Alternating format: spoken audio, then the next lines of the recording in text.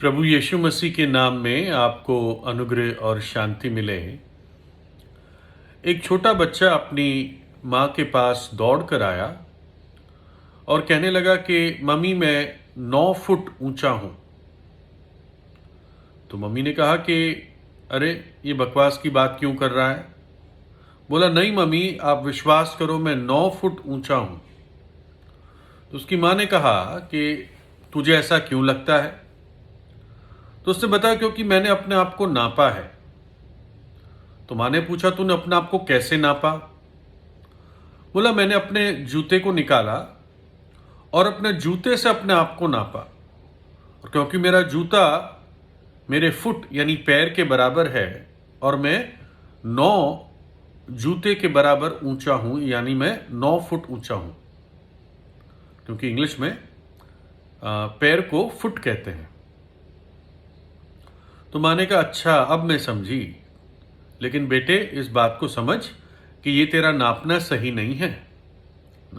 हो सकता है तू जूते से नाप के 9 फुट यानी 9 पैर बराबर ऊंचा हो, लेकिन कायदे में 1 फुट 12 इंच का होता है और उस फुट रूलर से नापा जाता है। तो हम देखते हैं कि ये एक व्यक्ति जब गलत नाप से अपने आप को नापता है तो गलत नतीजे पे पहुंचता है।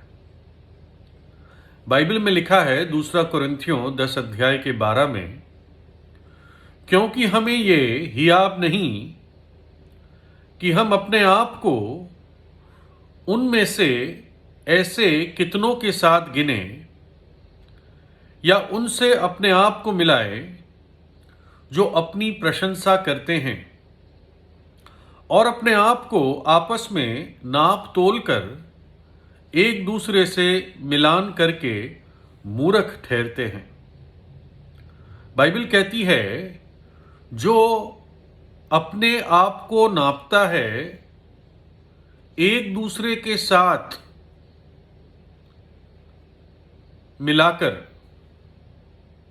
या अपनी काल्पनिक स्तर बनाकर, वो मूर्ख ठहरते हैं। आप अपने आप को कैसे नापते हैं? क्या अपनी तुलना और लोगों के साथ करते हैं? तो ये बुद्धिमानी का काम नहीं है। मत्ती 7 अध्याय में 3 में, तू क्यों अपने भाई की आंख के तिनके को देखता है और अपनी आंख का लट्ठा तुझे नहीं सूझता?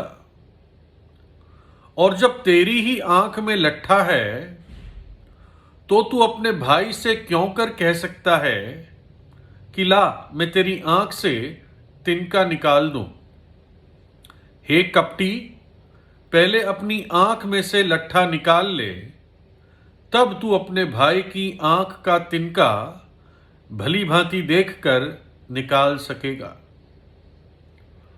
एक दोस्त है जो अपने दूसरे दोस्त का या भाई के आंख का तिनका निकालना चाहता है, लेकिन प्रभु यीशु कहता है पहले अपने आंख में जो लट्ठा है उसको निकाल। दूसरे का तिनका तुझे दिखता है लेकिन अपना लट्ठा तुझे नहीं दिखता। प्रभु यीशु ने कहा कि ऊंट को तो तुम निगल जाते हो लेकिन मक्खी को छानते हो। कैसे अपने आप को नापते हो?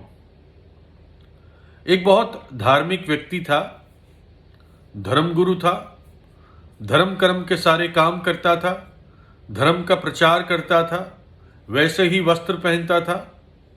और एक दिन वो परमेश्वर के भवन में गया और उसने इस प्रकार से प्रार्थना की। लिखा है फरीसी धर्मगुरु खड़ा होकर अपने मन में यों प्रार्थना करने लगा कि हे परमेश्वर, मैं तेरा धन्यवाद करता हूं कि मैं और मनुष्य की तरह अंधेर करने वाला, अन्यायी और व्यभिचारी नहीं और ना इस चुंगी लेने वाले के समान हूं।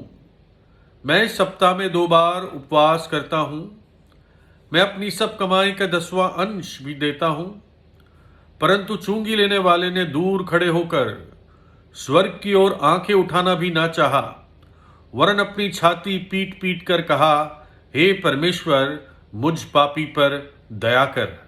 मैं तुमसे कहता हूं कि वह दूसरा नहीं, परंतु यही मनुष्य धर्मी ठहराया जाकर अपने घर गया, क्योंकि जो कोई अपने आप को बड़ा बनाएगा वह छोटा किया जाएगा, और जो अपने आप को छोटा बनाएगा वह बड़ा किया जाएगा। ये धर्मगुरु धर्म से भरा हुआ था, लेकिन साथ साथ घमंड से भी भरा हुआ था। घमंड एक ऐसा पाप है जिससे परमेश्वर घृणा करता है। वचन कहता है कि परमेश्वर घमंडियों का विरोध करता है। यह धर्मगुरु क्या कर रहा था? यह अपनी ही तारीफ परमेश्वर को बयान कर रहा था। मैं ये करता हूं, मैं फलाना करता हूं, मैं ढमका करता हूं, और ये जो व्यक्ति बुरा सामने खड़ा है, साथ में खड़ा है, इसके समान नहीं हूं मैं। वो कैसे नाप रहा था? है ना? अपने ही जूते से अपने आप को नाप रहा था। लेकिन जो चुंगी लेने वाला, जिसको धर्मगुरु बुरा कह रहा था, जो टैक्स कलेक्टर था, महसूल लेने वाला, वो अपने आप को कैसे नापता है? लिखा है उसने अपनी छाती पीट कर आकाश की तरफ देखा भी नहीं और पुकार कर कहा, हे परमेश्वर, मुझ पापी पर दया कर। उसने अपने आप को नापा ही नहीं, बस अपने आप को उसने नम्र कर दिया कि प्रभु, मैं तो सिर्फ तेरे न्याय और दंड से नपने के योग्य हूं, बस मुझ पर तू दया कर दे। तेरी दया के योग्य भी नहीं हूं, परंतु तेरे भवन में, तेरे चरणों पे आया हूं तेरी दया पाने के लिए। नम्र हो जाता है, अपने पापों से पश्चाताप करता है। और मालूम है प्रभु यीशु ने क्या कहा? प्रभु यीशु ने कहा कि यही व्यक्ति, यानी ये चुंगी लेने वाला टैक्स कलेक्टर, यही व्यक्ति धर्मी ठहराया गया और अपने घर गया। शांत मन के साथ, शांत विवेक के साथ, पापों की क्षमा प्राप्त करके ये व्यक्ति घर खुश होकर गया, हमेशा की खुशी के साथ। और धर्मगुरु अपने घमंड में, अपने फ्रस्ट्रेशन में, अपने अहंकार में घर गया। ऐसे घमंडियों से परमेश्वर ऐसे लोगों का विरोध करता है। घमंड के पाप में भी जो मर जाएगा वो नरक जाएगा।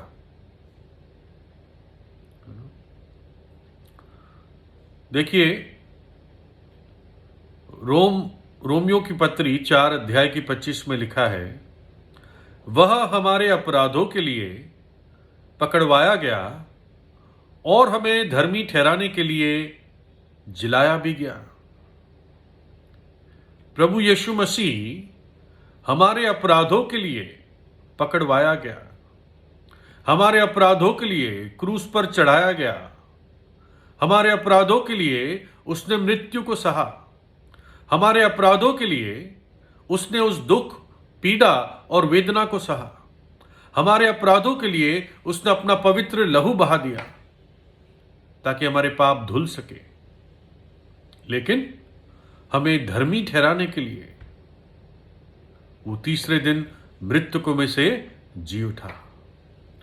मृत्यु पर विजयी है, मृत्युंजय है, युगान युग जीवित है। इसलिए आपकी प्रार्थना सुन सकता है और आपकी प्रार्थना का उत्तर दे सकता है। अपने सामर्थी हाथ से आपको पाप के कीच और दलदल से खींचकर निकाल सकता है और आपके पैरों को चट्टान पर खड़ा करता है। ऐसा हमारा प्रभु यीशु मसीह है। अगर आपको अपने आप को नापना ही है तो प्रभु यीशु के साथ अपने आप को नापे, जो जन्मा ही पाप रहित कुंवारी से के द्वारा जन्मा, जिसने ना कभी पाप किया, ना वो पाप को जानता था, ना उसके अंदर पाप था। स्वर्गदूत कहते हैं वो पवित्र पवित्र पवित्र परमेश्वर है। मनुष्य बनकर आया, देह धार कर इस पृथ्वी पर आया, फिर भी पाप रहित ही पाया गया। लिखा है जहां जहां गया भलाई की, गलत कभी नहीं किया, भलाई करना कभी नहीं छोड़ा। इसके साथ अपने आप को नापो। क्रूस पर जो उसको सता रहे थे, जिन्होंने उसके हाथ और पैर में कीले ठोक दिए, उनके लिए क्षमा मांगता है। ऐसा प्रभु यीशु है, ऐसा सृष्टि करता, ऐसा उद्धार करता है ना। जब अपने आप को उसके सामने नापते हैं तो हम कितने छोटे हैं, कुछ नहीं है, खाली है, तिनके हैं, उससे भी गए गुजरे हैं। और इसलिए हमें उसकी धार्मिकता की आवश्यकता है कि प्रभु यीशु मैं तो कुछ नहीं हूं, परंतु तू मुझ पापी पर दया कर, अपने पवित्र लहू से मुझे धोकर शुद्ध कर दे और मेरे जीवन में आ जा, मेरे हृदय में आ जा। जैसा मैं कमीज पहन लेता हूं, वैसे प्रभु यीशु मैं तेरी धार्मिकता और पवित्रता विश्वास से पहन लेता हूं। और तब परमेश्वर आपको कहता है ये मेरा बेटा, ये मेरी बेटी, ये मेरा जन धर्मी है, जा शांति से घर चला जा। परमेश्वर आपको आशीष दे।